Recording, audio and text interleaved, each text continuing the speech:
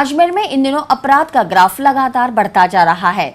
आए दिन चोरी और लूट की वारदातें आमजन का चैन और आराम छीन रही है। वहीं पुलिस गश्त के नाम पर खानापूर्ति कर रही है, जिससे आम लोगों में पुलिस की विपरीत छवि प्रस्तुत हो रही है। शहर की पॉश कॉलोनी हो या व्यस्ततम मार्ग, चोरों को इससे कोई फर्क नहीं पड़ता। कृष्णगंज थाना अंतर्गत बलदेव नगर में रहने वाले राम प्रकाश के सूने मकान में चोरों ने करीब 2.5 लाख के नकदी और जेवरात चोरी कर लिए। परिवार 12 सितंबर को खाटू श्याम के दर्शन करने गया था। मंगलवार रात घर लौटे तो ताला टूटा पड़ा हुआ था और सारा सामान बिखरा मिला। पीड़ित राम प्रकाश और उसकी पत्नी ने बताया कि सूने मकान को निशाना बनाकर चोर नकदी और जेवरात चुरा कर ले गए। जब इसकी रिपोर्ट कृष्णगंज थाने पर लिखाने गए तो पुलिस ने रिपोर्ट नहीं लिखी और कहा कि चोर मिलेंगे तो बता देंगे। सर, हम परसों शाम को गए थे सालासर बालाजी के यहाँ दर्शन करने, हमारे भाई साहब की फैमिली, मेरी फैमिली। तो दर्शन कर कुरा के कल आए शाम को हम नाइट में 10 बजे करीब समथिंग।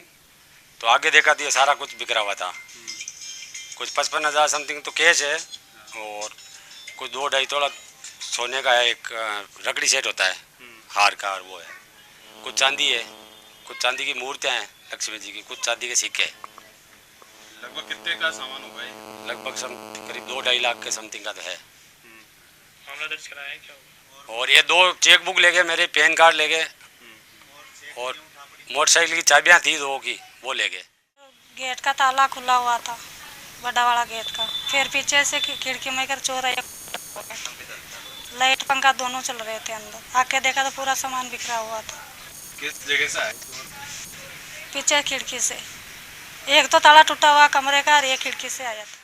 तीर्थ नगरी पुष्कर में बुधवार को दिन दहाड़े हुई एक लूट की वारदात ने स्थानीय पुलिस की कार्यशैली की पोल तो खोल ही दी, साथ ही मानवीय संवेदनाओं को भी तार तार कर दिया। शातिर बदमाशों ने कस्बे के रामधाम तिराहे के पास स्थित कृष्ण निवास आश्रम में रह रहे करीब 104 वर्षीय संत कृष्ण दयाल गिरी पर हमला कर उनका मुंह बंद कर दिया और कमरे को खंगालकर उसमें रखी करीब 15 से 20 हजार की नकदी से भरे बैग को लेकर फरार हो गए। घटना के बाद बुजुर्ग संत ने जैसे तैसे अपने आप को संभाला और निकटतम शिष्य को वारदात की सूचना दी।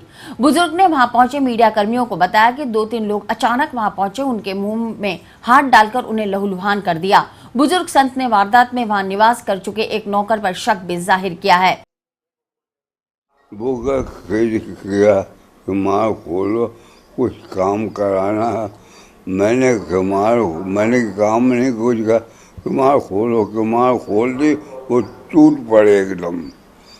हाँ। कितने लोग थे अंदाज? और बूम हार घुसेड़ दिया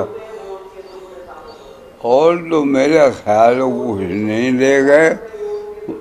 तकिए के नीचे 2-3 बैग पड़े हुए थे, उनमें 5,000 हो 10,000 हो, मुझे नहीं पता कितना रुपया था। 5-10 हजार रुपया कम से कम होगा 2-3 बैगों में, बस वो ले गए।